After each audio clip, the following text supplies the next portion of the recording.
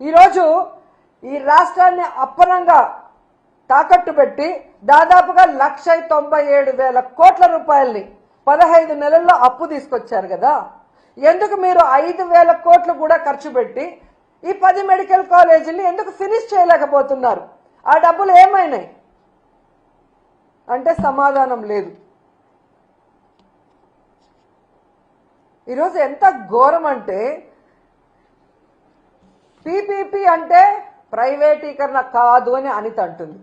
మరి పీపీపీ అంటే ప్రైవేటీకరణ కాకపోతే రౌడీ షీట్లకు ఇచ్చే పెరోలా అని నేను అడుగుతున్నా.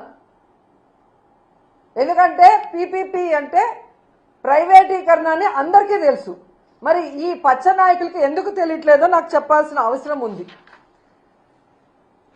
ఈరోజు పీపీపీ కానప్పుడు డబ్బులు లేక ప్రైవేటు వాళ్ళకి అప్పగిస్తున్నామని జీవో ఎందుకు ఇచ్చారు? మరి ఆ జీవోని రద్దు చేయండి.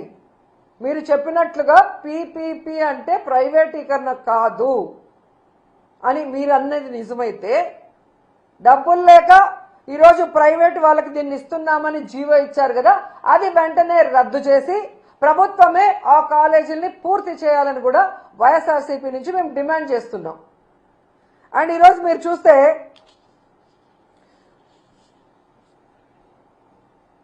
ఈ అనితతో పాటు ఇంకో ఆవిడ తయారైంది, సవిత.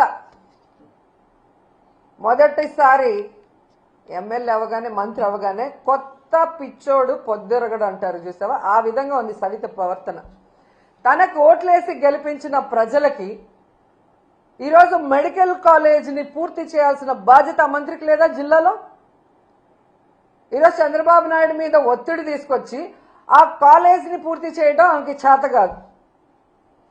ఈరోజు అమరావతిలో వర్షం వచ్చింది నీళ్లు తోడుతున్నామని కోట్లు వేస్ట్ చేస్తూ తినేస్తున్నారు. దాంట్లో కొంత డబ్బు తీసుకొచ్చి పూర్తి చేయొచ్చు కదా, అది చేత కాదు. ఈరోజు మీ వెనకబడిన ప్రాంతం అనంతపురంలో పేద ప్రజలకి ఒక నాణ్యమైన వైద్యాన్ని అందించే విధంగా చంద్రబాబు నాయుడు కూడా చేయని ఆలోచన జగన్మోహన్ రెడ్డి గారు చేసి అక్కడ కాలేజీని నిర్మాణం స్టార్ట్ చేస్తే అది పూర్తి చేసుకోకుండా దాన్ని అమ్మకానికి కేబినెట్ లో పెడితే ఎలా సిగ్గు లేకుండా దానికి మద్దతు తెలిపావని సవితను అడుగుతున్నా నేను.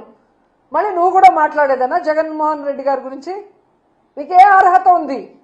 నీ కోట్లేసిన ప్రజలకి వెన్నుపోటు పొడిచి చంద్రబాబు నాయుడు చెప్పేదానికి గంగిరెద్దులాగా తల ఊపుతూ జగన్మోహన్ రెడ్డి గారిని మాట్లాడే అర్హత మీకుందా అని అడుగుతున్నా.